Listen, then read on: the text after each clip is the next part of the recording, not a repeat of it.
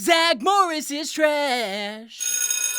It's career week at Bayside. Zack is sad to learn he can't live off his parents forever. Zack wants to be a game show host, making a profession of putting strangers through his nonsense. Slater's preparing for his big wrestling match against Valley. He's ready to hit the beach after practice, but Zack says no distractions on the road to victory. Slater wonders why Zack suddenly gives a shit about anyone but himself. Surprise! He doesn't. Slater's wrestling Nidic, Valley's undefeated champ. Every year, Zack gambles on Bayside and loses. But this year, Slater is a guaranteed win. What will Zack win? A brand new dirt bike that's actually used. It belongs to the guy Slater's wrestling who took Zack's bet. Lisa wants to go into fashion. Zack makes her news all about him to do more bad game show host material nobody wants. That's somehow the worst performance at a table with chicken hat sorcery. Kelly wants to be an actress with lots of kids. Zack graciously offers to help. Slater doesn't have a career. Zack says who needs one? High school wrestling will obviously last forever. Slater's real friends implore him to think of the future. Zack is pretend dirt biking with Screech in a delusional fantasy where girls are clamoring to hop on his overcrowded, underpowered pre-owned vehicle. Screech wonders how Zack can bet a dirt bike if he does not own one. Who needs a dirt bike when Slater is a lock? Zack commands Slater to get his lazy butt to practice, but Slater quit wrestling to find his calling. Instead of congratulating him on his newfound discipline, Zack calls him crazy. Zack is seeking counsel from Poultry the Magnificent, who says his dad quit driving a taxi and his mom made him cook and he hated cooking or whatever, who cares, so he went back to driving a taxi. This gives Zack a great idea. He calls Slater's dad, pretending to be from school, to rat on Slater for quitting. Zack checks if Slater is filling his time productively without wrestling. Huh.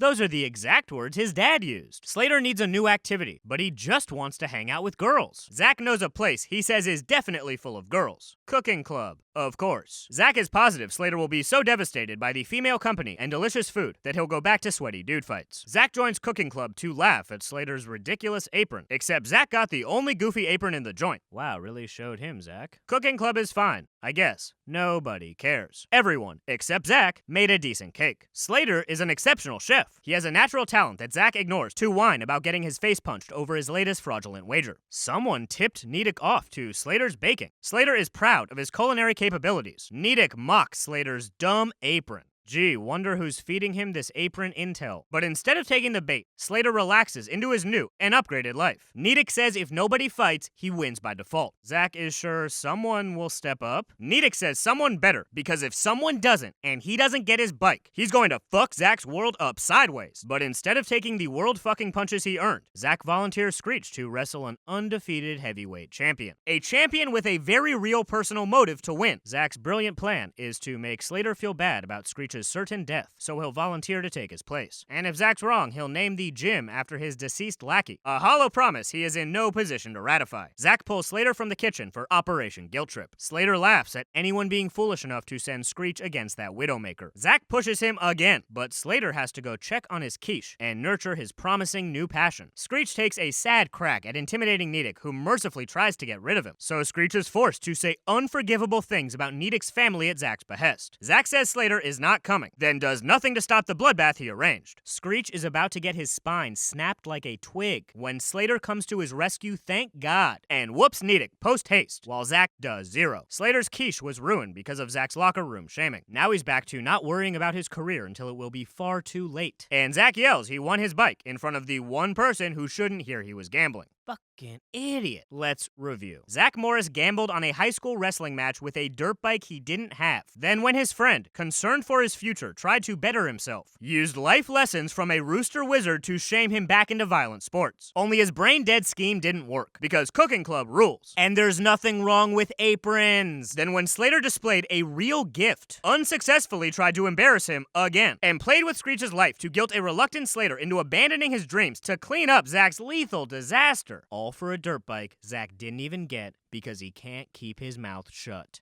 Zack Morris is trash. Zack Morris is trash.